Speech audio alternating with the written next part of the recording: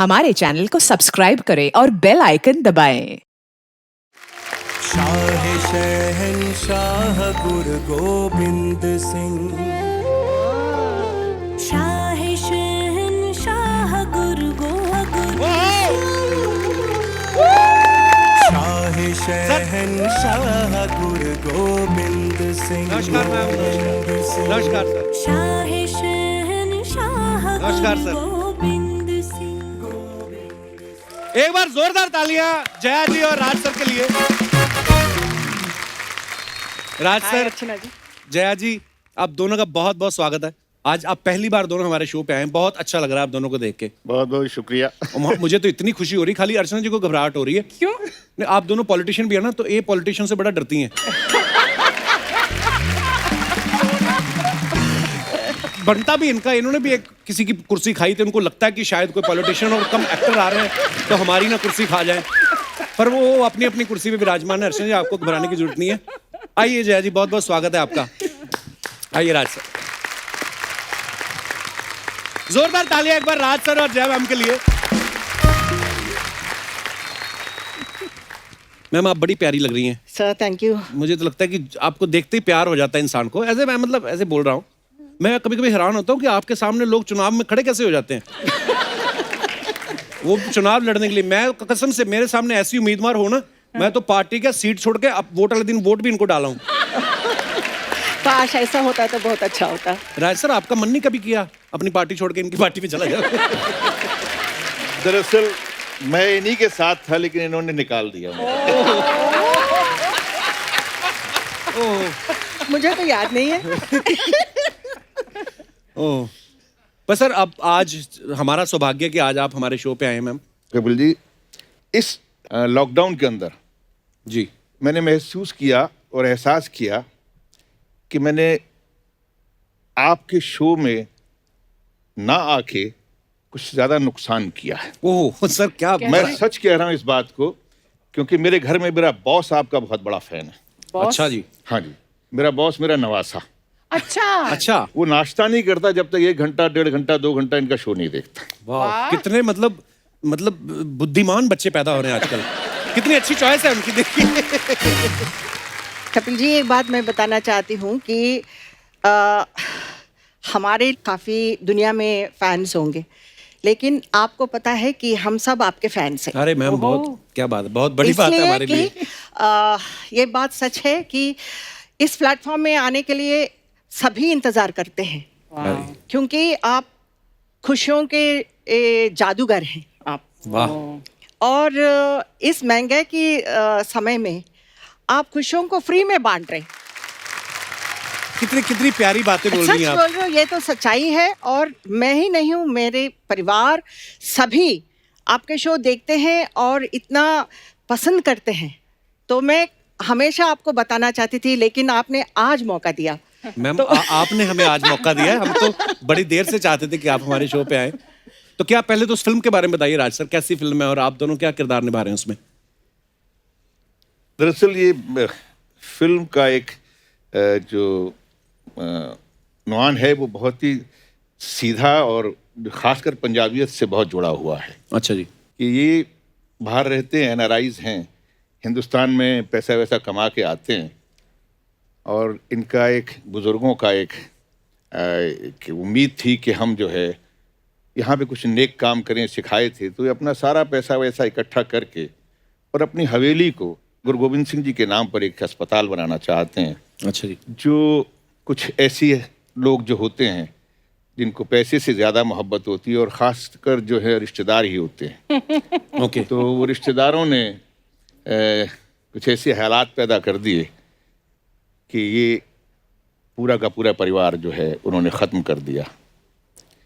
लेकिन किसी तरीके से इनको निकाल दिया गया, और वो तमाम लोगों की जो रूह है उस हवेली में बस जाती है, और वो कोशिश करती है कि किसी भी सूरत के अंदर यहाँ पर हमारे बुजुर्गों की जो आस थी वो पूरी हो।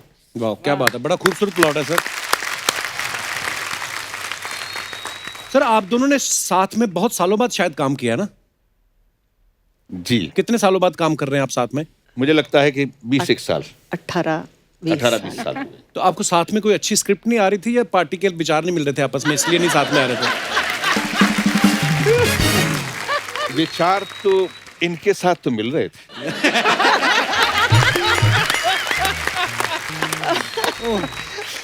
और अच्छा। इनके और हमारे विचारों में कभी ऐसा लगा नहीं कि हम तो जहां भी मिले अच्छे विचारों से मिले। अच्छे विचारों से ही मिले हैं।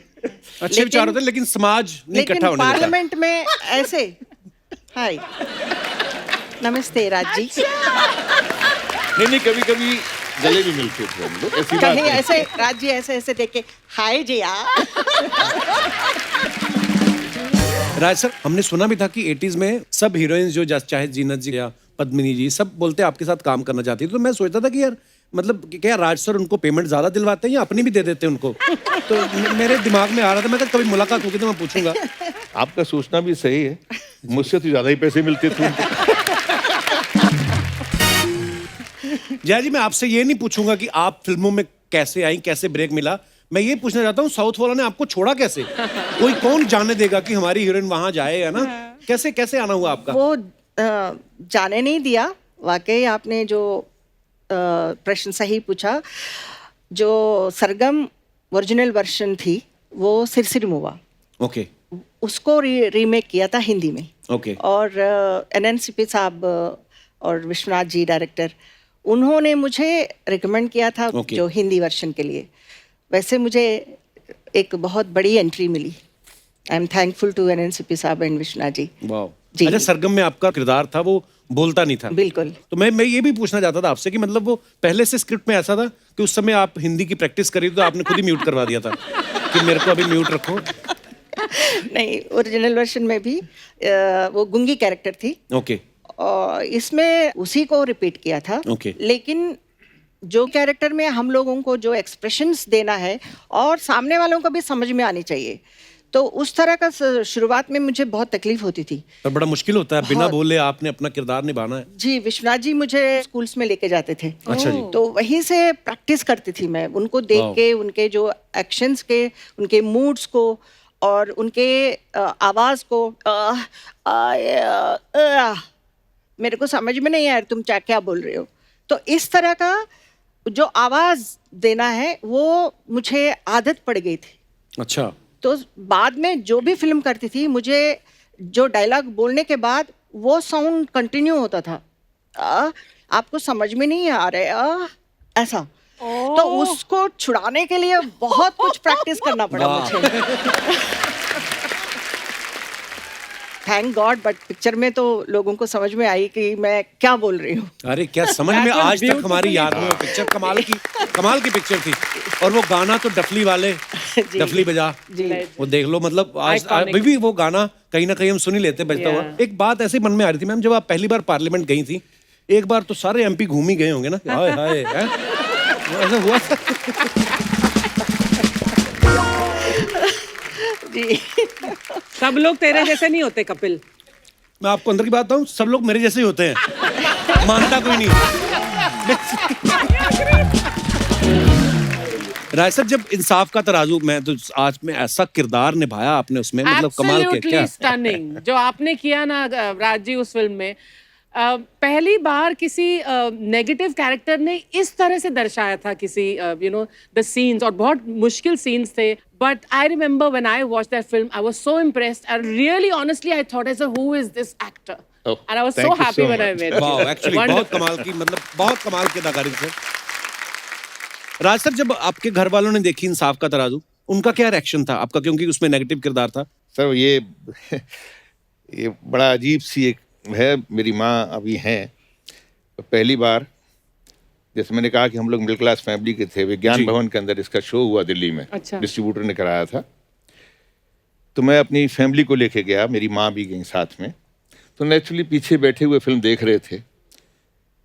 तो फिल्म के दौरान जीनत अमान तक तो ठीक था, जैसी पद्मिनी कोल्हापुरे वाला सीन आया, तो आप दिल्ली की ऑडियंस से और उस नॉर्थ की ऑडियंस से वाकिफ हैं जी। तो जब वो फिल्म की बुराई या किसी एक्टर की एस्तेसी करते हैं तो कोई छोटी मोटी नहीं, बड़ी बड़ी देते हैं। तो उन्होंने बड़ी बड़ी देना शुरू किया और मेरी माँ ने रोना शुरू किया। और मेरी माँ ने मेरे बड़े धीरे से कहा कि पुत्र ਅਸੀਂ थोड़ा खा लांगे। क्या कहा? कि हम थोड़ा खा लेंगे, तू ऐहो जे कम ना करे।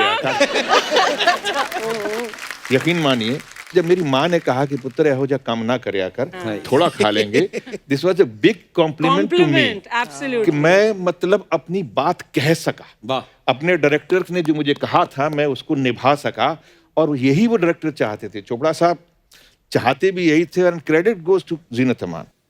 एंड उनकी चोट भी लगी, गिरी भी, मैंने बांधा भी, सब कुछ किया।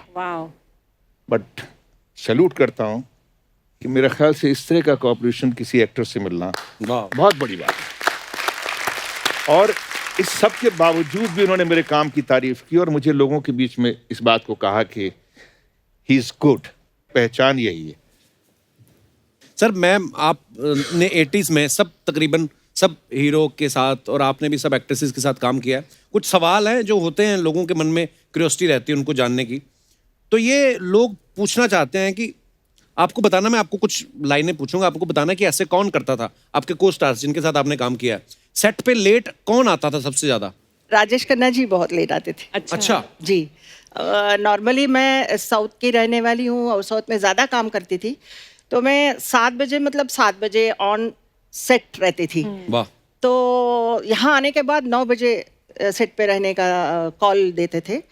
लेकिन मैं आने के बाद मेकअप करके फिर मैं पूरा दिन मैं वहाँ पे कमरे में बैठती थी मेकअप रूम में। अराउंड 8 o'clock आते थे इवनिंग, 8 PM। वाह। फिर आने के बाद बड़ा पाव खाते थे। उसके अच्छा। बाद फिर शूटिंग होता था। एक शॉट 9 बजे पैकअप। वाह, सुपरस्टार। क्या बात है। आपके साथ भी कभी ऐसा कोई एक्सपीरियंस हुआ है सर? सब लेट होने का, देखिए आप कोई लेट आए या कोई लेट जाए उससे फर्क नहीं पड़ता। आप अपने उस वक्त को कैसे इस्तेमाल करते हैं। और मैं समझता हूँ कि मैं बड़ा खुशनसीब हूँ कि मेरे जो सीनियर को स्टार थे, वो अगर मान लीजिए सुबह 9 बजे की शिफ्ट है तो वो 2 बजे आए या 3 बजे आए, जब तक मैं 2 शिफ्ट करके आ जाता था। अच्छा, वाह। अक्सर ये होता था कि मैं लेट आता था। वाह। मैं 5 शिफ्ट करती थी। अच्छा। 5 शिफ्ट करती थी एंड ऑल स्टार्स। तो शराबी फिल्म के लिए मतलब ऊटी से मैं ट्रैवल करके इवनिंग में ट्रेन में ट्रैवल करके I used to reach Chennai. Chennai में मैं एयरपोर्ट में नहाती थी। नहा के मैं फ्लाइट में बैठती थी। Then I used to reach Coimbatore. Coimbatore में मेकअप फ्लाइट में करती थी। तो इस तरह मैं मतलब मैनेजमेंट करके वहाँ पे भी मतलब उनको मना नहीं कर सकती हूँ। बट साउथ में भी ऐसे ही कि टाइम पे आना है। There all big heroes, you know, icons, NTR, Rajkumar sir, ये सब। तो उनके साथ मेरा कंपैरिजन, तो मैं अभी छोटी बच्ची हूँ, लाइक 16 साल की, 17 साल की हूँ। So I was like, you know, panic हो जाता था। लेकिन it is a load but it is a pride. वाह। तो मैम, फ्लर्ट सबसे ज्यादा कौन करता था हीरो? बोलो। राजी, वो आपकी तरफ देख रही हैं। She's नहीं, looking नहीं। at you. मैं बहुत शरीफ था इनके लिए। राज जी बहुत अच्छे थे। इनके लिए।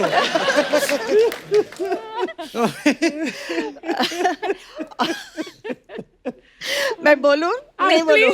नहीं, बोलिए, प्लीज बोलिए। मैम। धर्म जी।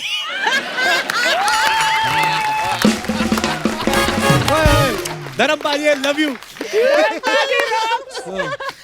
Healthy flirt, healthy flirt. Healthy मतलब धर्म जी को देख के मुझे बहुत डर लगता था।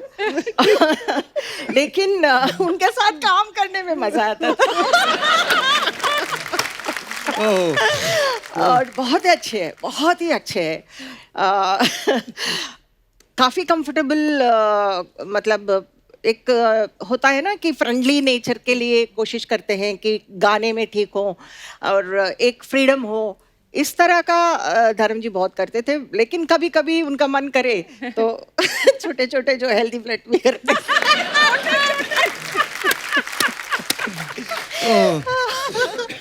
आई लव यू धर्म जी. For more updates, subscribe to our channel, click the show links and enjoy watching the videos.